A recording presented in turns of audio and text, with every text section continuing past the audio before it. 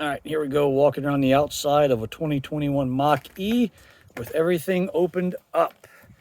Front end, here's what I'm calling it a frunk looks like. Front trunk, storage, washer fluids under there. Let's keep it going around down the side. Those wheels are on the premium package specifically.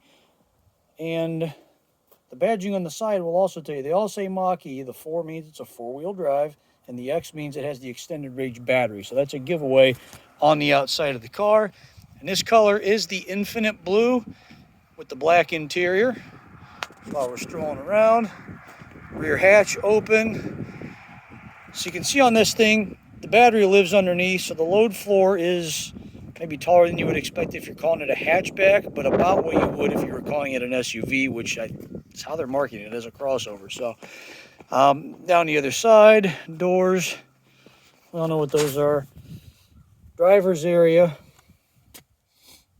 That's actually really cool. There's 2 screens, so there's not a lot going on, but there is a lot going on at the same time. If that makes any sense, we'll make another video out of that, or we'll just keep going. So I want to start closing this up and talking about driving impressions from having, lived with it for a couple of days. And the big one for everybody is range, right? How far can I drive this thing? Well, I've purposely not charged it. I've been running the heated seats and the heated steering wheel and the climate control and all the electronics and putting the full load on it. And after 120, 130 miles in, single-digit degree weather, I've still got 100 miles of range left, so I have no concern with that.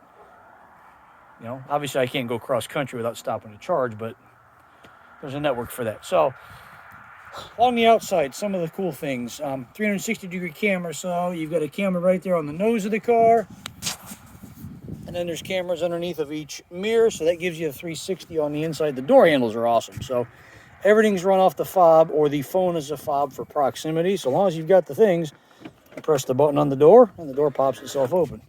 And they went so far that if you come up and you press the button to pop the car, you cannot push it back closed until you've opened it, okay? MPEGE numbers on the window, I almost don't pay attention, if you want to be honest, because they're using an arbitrary, they're using a guesstimated number for fuel gallon cost, and they're using, an averaged or whatever number for kilowatt hours.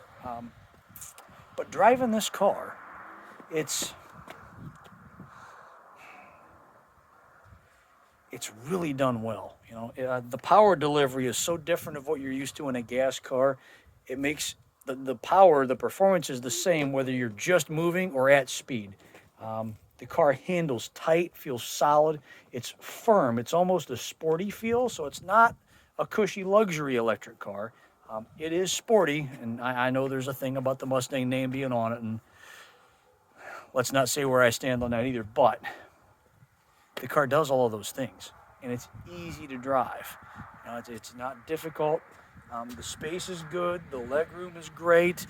The technology is awesome. It does everything it's supposed to do. Overall, my impression, I drive pickup trucks and tow trailers. I may not be buying one myself, but if I were that kind of market, I would get this over everything else that's out there competitively right now. And this is a demo car available at the store, so you're more than welcome to come by and give it a try yourself, even if it's just to try it to see what it's like. That's what it's for. So hit me up. Appreciate you all. Hope you all had a good weekend too.